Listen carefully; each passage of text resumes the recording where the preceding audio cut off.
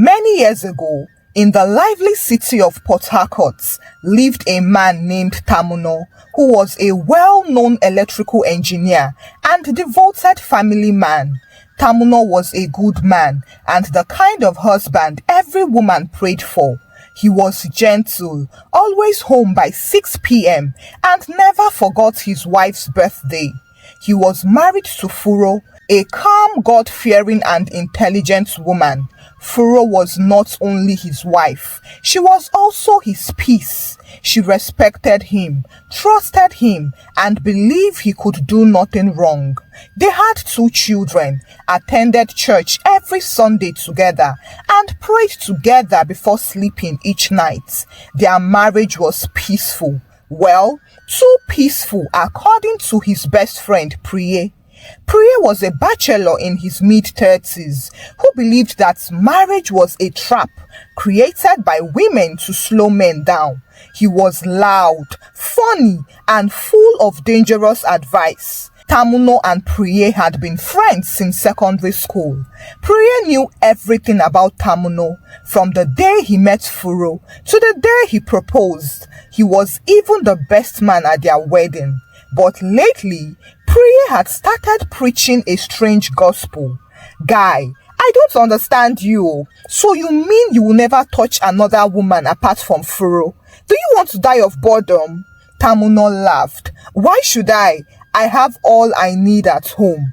Priye scoffed. I beg, leave that thing. Don't you know variety is the spice of life? You just need one side chick to refresh your engine differently once in a while. Tamuno always brushed it off. He loved his wife and he also loved his life. But Priye's words were like dripping water on a rock, small but steady. Tamuno was human, and little by little, Priye's words began to enter his ears. It started small. He began to notice some of the women at work. He noticed that one secretary who always complimented his perfume. However, he tried to overlook it until one Friday evening. Furo had traveled to Bonny Island for a women's conference and the kids were at their auntie's place. Tamuno was home alone when Priye called. Guy, I'm at one cool spot at GRA. Come out and relax small now. At first, Tamuno said no, but the house was too quiet and his phone kept blinking with Priye's messages. So he agreed and headed out. He got to the lounge. Music was playing. Drinks were flowing and ladies were laughing too loudly. Tamuno felt awkward at first. He didn't like loud places or loud women. But then she walked in. Her name was Toya. She was tall, gentle, and dressed in a fitted blue gown that moved like breeze on water. She wasn't like the others. She didn't laugh loud, and she didn't force herself into conversations. She just smiled, ordered a drink, and scrolled her phone. Priye leaned over and said, see that one? She's classy, not like these noisemakers. That's the kind of babe you need for a small variety. Just go and talk to her. Tamuno shook his head. No, I am just admiring from afar. Priye smiled. Guy, don't worry. I will help you open the door. You then decide whether to enter or not. Before Tamuno could stop him, Priye had walked over and whispered something to Toya. Then he pointed back at Tamuno. Toya looked up, smiled politely and waved. Tamuno waved back. That night, Tamuno and Toya talked. Not for long though, just small gist and small laugh before exchanging numbers. Tamuno didn't call Toya that night. He told himself it was a harmless conversation. She was just being polite and he was just admiring her beauty, nothing more. But the next day, as he sat at work trying to finish a proposal, her face kept appearing in his head like a flashback in a Nigerian movie. Her soft eyes and her gentle smile. He shook his head. Tamuno, behave yourself. But by evening, he found himself typing a text message. Hi, This is Tamuno from the lounge last night. I just wanted to say, you looked really nice yesterday. He stared at the message for 2 minutes and then pressed send. Toya replied 5 minutes later, "Oh, thank you. You are not bad looking yourself." Now, that was all it took. What started as harmless chatting became daily conversations. Toya was always available, always sweet, and always calling him dear. She never asked about his wife, and she never judged. She simply gave him a special attention, and Tamuno felt he was starved enough to enjoy it. The phone calls and messages soon graduated into physical dates. Tamuno told himself, "It's just coffee, I'm not cheating. I'm just meeting with a friend." He showed up, sat with her, laughed with her, and left feeling lighter. Then came another meetup, and another, and another. However, by the 3rd week, Tamuno had crossed the line. It happened at a guest house on the outskirts of town. He had gone there with a plan to discuss their situationship and to set clear boundaries. But Toya was in a short gown, soft perfume, and with a soft voice she said, "Don't worry, I am not asking you to marry me. Just let's keep each other company." Tamuno didn't speak, and his silence was all the answer she needed. The moment he got home that night, Tamuno couldn't look Furo in the eye. She served him dinner like always, checked if he took his BP drugs, and told him his mother had called. But her love stung more than judgment now. He lay on the bed wide awake that night and prayed, "God, please forgive me. This will be the last time." And he meant it, because 2 days later, he sent Toya a short message. "I can't continue. I made a mistake. You are a great person, but I love my wife. Please understand." Toya didn't reply immediately, and he took a deep breath of relief. Maybe she understood. Maybe she was mature. Maybe this nightmare was over. Until 10 p.m. that night, when she replied, "Oh, so you finished with me now? Just like that? After everything? You think you can taste and disappear? I am not that type." Tamuno froze. He sent his reply immediately. "What do you mean? Please don't start." Toya replied, "Start? I have not even begun." And she was right. The next morning, a dispatch rider came to Tamuno's office carrying a small cooler labeled "Delivery for Mr. Tamuno." He opened it, and inside was a bowl of steaming native soup, a note, and a picture of Toya in a red dress. The note read, "For my king, I cooked this with love. Miss you already." Tamuno almost fell backward from shock. His secretary smiled. "Oh, sir, your wife really loves you." He laughed awkwardly. Yes, she's very loving." From then on, Toya began to text him non-stop. She would send him voice notes and photos of herself. "Where are you? Are you alone? Do you miss me?"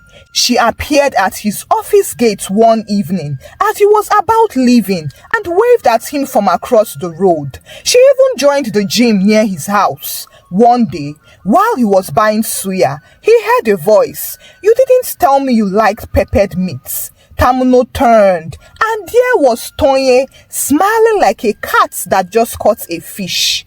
Tamuno dropped his suya and almost screamed. That night, Tamuno couldn't breathe properly. He was sweating, and his heart was racing. He called Priye. "Priye, I am finished." "What happened?" "That girl, Toya, she's everywhere. She's threatening my peace." Priye laughed at first, until Tamuno told him everything. "Omo," Priye exclaimed. "I told you to eat pepper soup now, not to carry Jezebel from the river. Didn't you check her spiritual background?" "This is not funny, Priye." I know, but calm down. You need to be smart now. This one na monitoring spirit with data." Oh. Tamuno sighed deeply. "What do I do?" Priye paused. Okay, relax. We'll find a solution. By the next week, Tamuno had lost weight, not from diet or gym, but from pure stress. You know the type of stress that was implied when they said the wicked runneth when no man pursueth them. Exactly. Unfortunately for him, his wife had no idea. How would he even tell her? Every knock on his office door gave him mini heart attack. Every call from an unknown number made his palms sweat. And when his wife Furo looked him in the eye and asked, "Are you okay?" he would smile and say, "Yes, I am just tired." But he was not okay, not even close at all, because Toya was everywhere in his life, stalking him and choking him. That Monday morning, Tamuno arrived at work, hoping to have a quiet day. But as he entered his office, his receptionist handed him a small, decorated food pack. "Sir, one woman dropped this for you this morning. She said she didn't want to disturb you directly." Tamuno's chest tightened. He opened it and saw jollof rice, goat meat, and a note that read, "Don't stress too much today, baby. Let my food keep you smiling. Forever yours, T." "Did she say her name?" Tamuno asked the receptionist. "No, sir, but she was fine, tall, fair, and she smelled like vanilla." Tamuno nearly fainted. On Tuesday, around lunch, he stepped outside to buy granuts, but as he turned, he saw her. Toya. She was standing by a tree, smiling and holding a bottle of Coke. "Hello, sugar." Tamuno looked around nervously. "What are you doing here? I missed you. You've been ignoring my messages." "Toya, I told you it is over. Leave me alone." But Toya smiled wider. "You can say that, but your eyes are still talking to me." Tamuno turned and ran back into the building, but behind him, she shouted playfully, "I will see you tomorrow, my love." And oh yes, she did, because that Wednesday evening, Furo told Tamuno that they should go for midweek service together. He quickly agreed, believing that maybe church would calm his nerves. They sat on the second row together and joined hands during worship.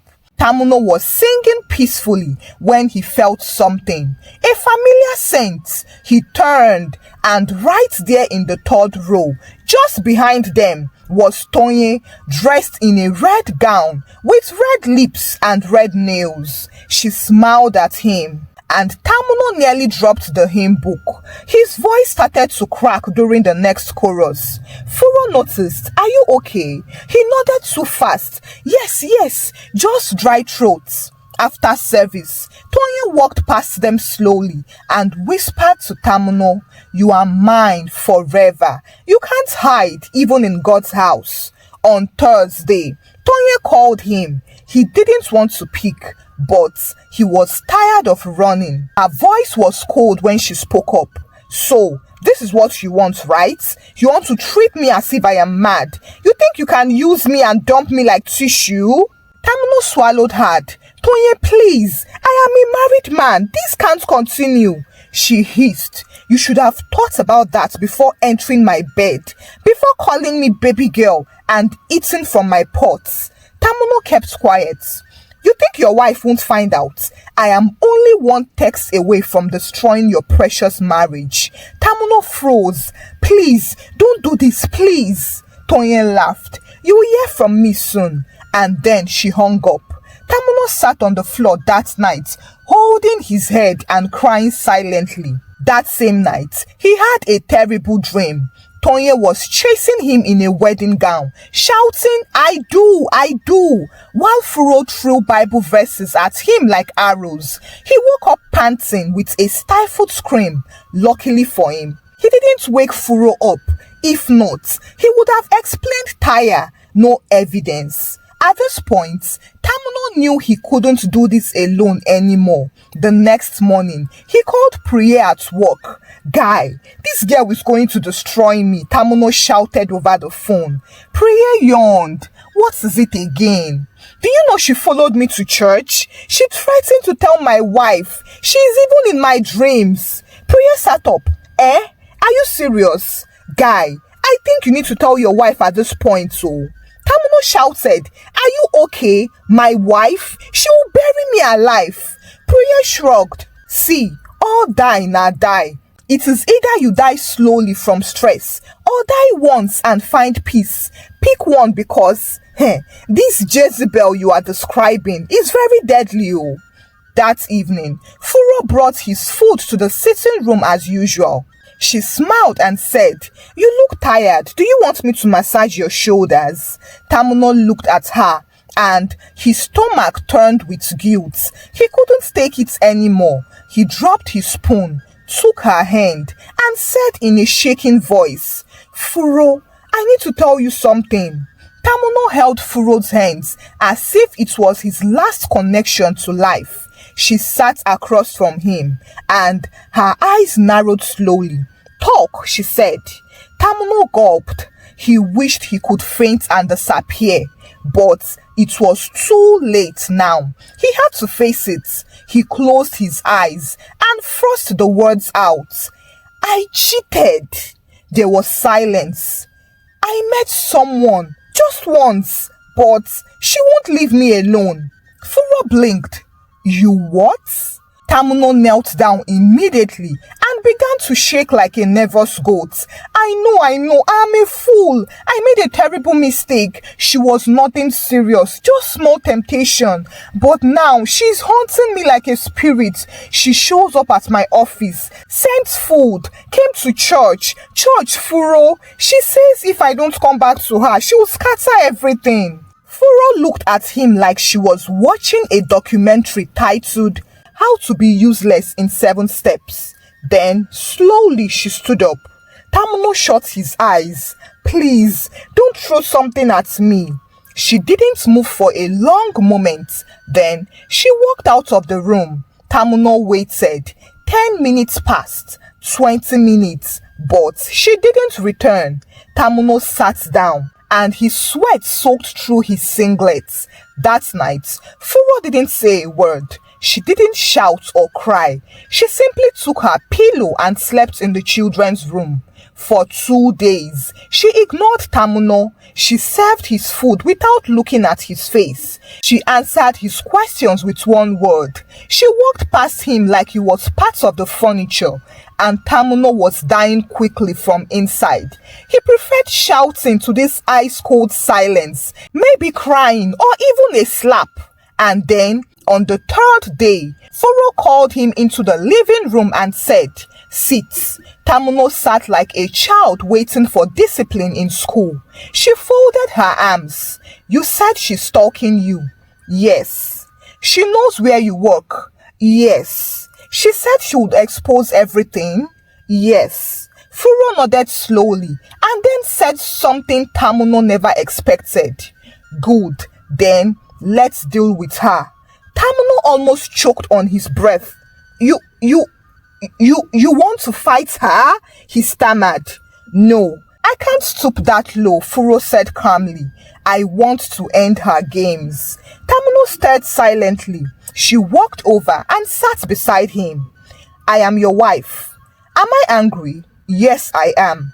Hurt? Yes. But I am also smart. I don't want this girl showing up in my children's school and calling me co-wife. If we don't finish her, she'll finish us, and I don't want any of that. Tamuno blinked. Do you forgive me? Furo looked at him. That is a story for another day. First, let's get her out of the picture.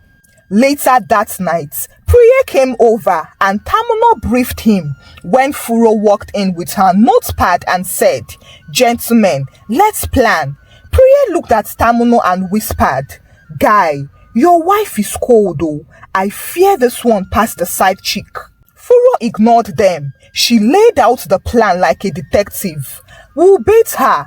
Tamuno will pretend that he wants her back. He will set up a private meeting in a hotel.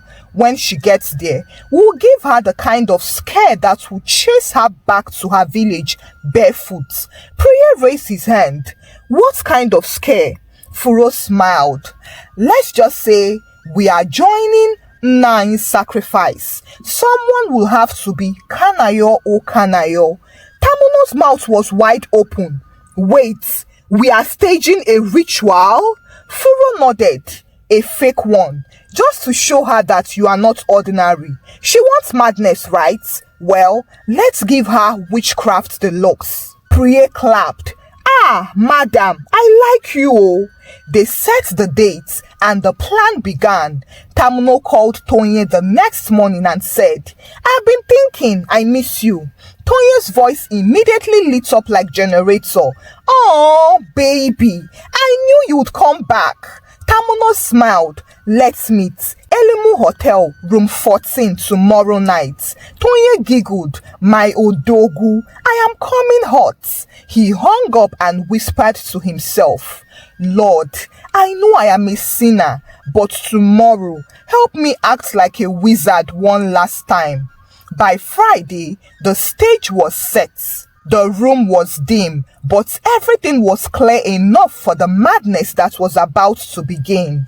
Tamuno sat on the edge of the bed, wearing a black shirt and trying to look like a man who missed his side cheek, but also trying not to sweat his soul out. Priya was in the hotel bathroom, dressed like an occult priest from an Asaba Nollywood film. He was dressed in red robe, with white chalk on his face, cow tail in one hand, and palm frond tied around his wrists. Even Tamuno was scared when he saw him. Priya, are you sure you are not a real ritualist? Tamuno asked. Priya scoffed. Today, I am whatever will chase this girl far from Port Harcourt. Meanwhile, Furo sat outside in a car across the street, watching the entire room on a live video feed from the hidden camera she had installed earlier. She had a pack of delicious popcorn in her lap. This was better than Netflix. At exactly 8:07 p.m., the knock came. Knock, knock. Tamuno opened the door slowly and smiled nervously at Toya, who was dressed in a fitted yellow dress with red lipstick and makeup shining like oil. My odogu, she said as she walked in. Tamuno smiled. You are welcome. I have missed you. He locked the door behind her. Toya threw her bag on the table and turned to him with open arms. No hug for your baby? Tamuno forced a hug. She held him tighter. So, you finally came to your senses. Yes, I am sorry it took this long. Let's celebrate. Let me freshen up first. He went into the bathroom and whispered to Priye, she's ready. Please don't overdo it. Priye adjusted his fake beads. Go and hide behind the curtain. Just leave the rest to me. Tamuno stepped out, faking a smile. Give me 1 minute, he said. I'll be right back. He quickly moved behind the curtain and then the lights went off. Candles flickered and wind blew through the air conditioner vents. Toya blinked and stood up. Tamuno. But no answer came. Suddenly, the bathroom door burst open with force and Priya stepped out. He was unrecognizable. He looked extra tall and terrifying. His eyes were wide, with white chalk dripping and red robe flowing behind him like a demon from the underworld. He raised his cow tail and shouted, Ha ha ha ha! The sacrifice has entered. Toya screamed, Blood of Jesus! Priya banged his staff on the floor and thundered, The blood of the unfaithful shall speak. He turned to the candle and blew white powder into the air. Tamuno, who was behind the curtain, was already choking from stifled laughter. Priya continued, You, Toya, spirit from the river, child of manipulation, today your soul shall be used for the terrestrial beings. Toya jumped up. Who are you? Priya shouted. Bring the chicken. From the bathroom, he pulled out a tray with a dead chicken, a small calabash and red oil.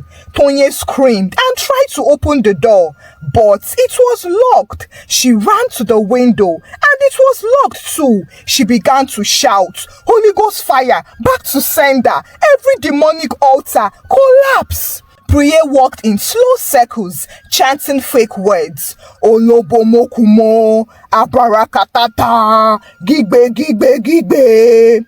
Toya dropped to her knees and begged, "Please don't kill me. I didn't know he was a ritualist. Please don't sacrifice me." Priye raised the cow tail at her. "We are not here to beg. We are here for sacrifice." Furo, who was watching from the car, was laughing so hard that she spilled her popcorn.